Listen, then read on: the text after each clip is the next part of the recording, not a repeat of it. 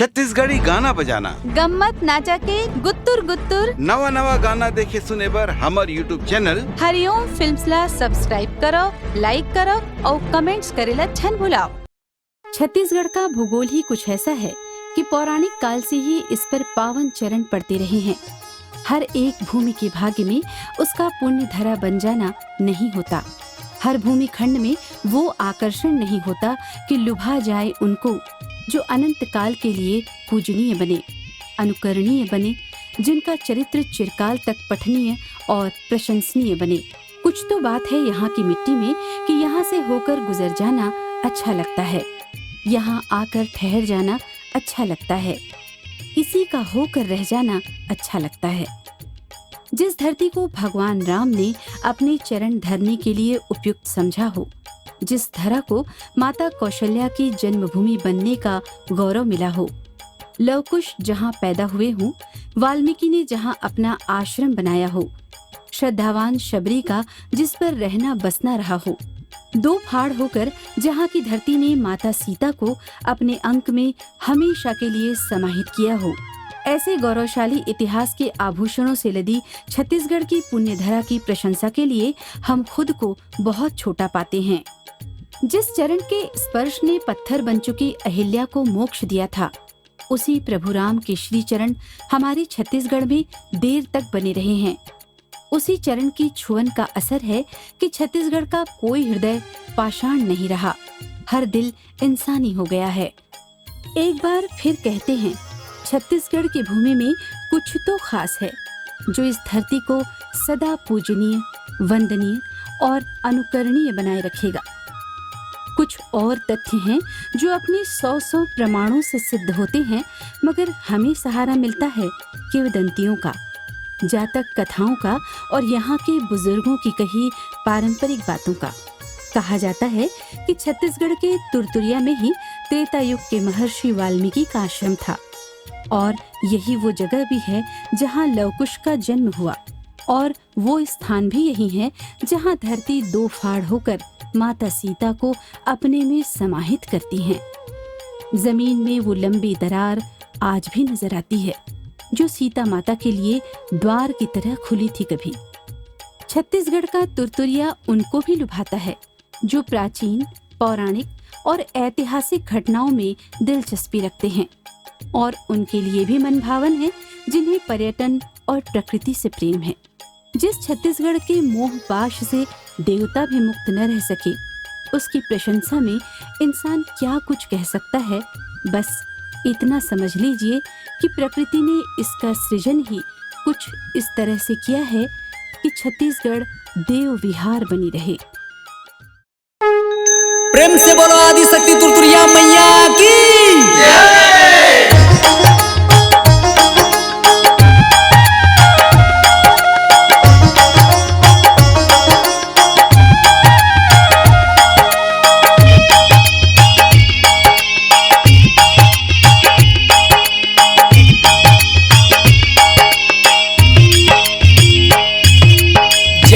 माता गढ़ माई जय जय तुरतुरिया माई, तेरे शरण में आए हैं मैया जी, शरण में आए हैं, विपदा हरो मेरी मैया जय माता गढ़ माई, माता गढ़ माई जय जय तुरतुरिया माई, तेरे शरण में आए हैं मैया जी, शरण में आए हैं, विपदा हरो मेरी मैया जय माता गढ़ माई। तुम ही जगत की माता, तुम ही जगदानी मैया, तुम ही जगदानी, दुखियों के दुख हरणी, दुखियों के दुख हरणी, तुम ही कल्याणी। मैया जय माता गण माई। महाकाली तुर तुरिया वाली तुम ही वन रानी। मैया तुम ही वन रानी। ऊंचे पहाड़ निवासिनी, ऊंचे पहाड़ निवासिनी तुम ही जग तारिणी। मैया जय माता गण माई। जो तेरे द्वार में आए खाली न कोई जाए। मैया खाली न कोई जाए। जो सच्चे मन से ध्यावे, जो सच्चे मन से ध्यावे मन की मुरादें पाए। मैया जय माता गण माई। अष्ट भुजाओं वाली खाड़ा खपर धारी। मैया खाड़ा खपर धारी। दुष्टों को संघारे, दुष्टों को संघारे जगदम्बा काली। मैया जय माता गण माई।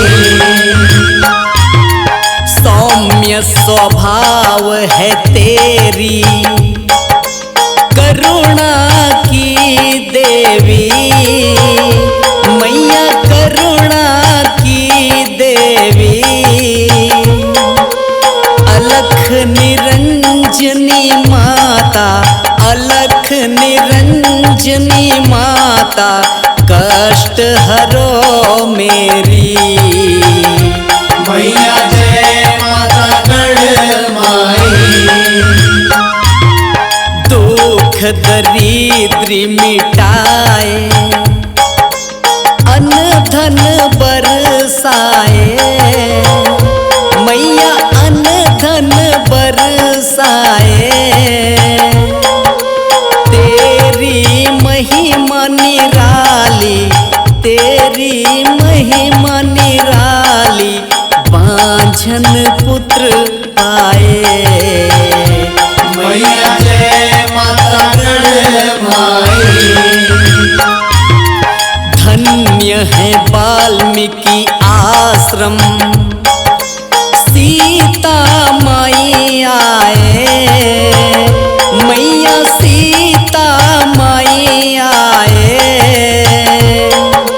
तेरे शरण में मैया, तेरे शरण में मैया लौ कुश जन्म पाए। मैया जय माता गण माई। तुम ही सिंह सवारणी तुर तुरिया रानी। मैया तुर तुरिया रानी। रूप अनूप धरे हैं, रूप अनूप धरे हैं माँ सीता भवानी। मैया जय माता गण माई। तेरे द्वारे बैठे हैं मारुति बलकारी। मैया मारुति बलकारी।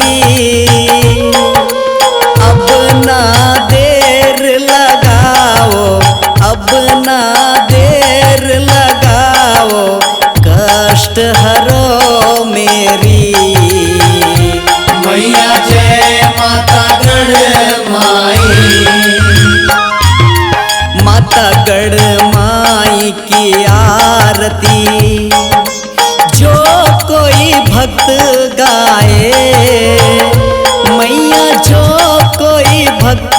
गाए, मांगे मुरादे पाए, मांगे मुरादे पाए, सुख संपत्ति आए। मैया जय माता गढ़ माई, जय माता गढ़ माई, जय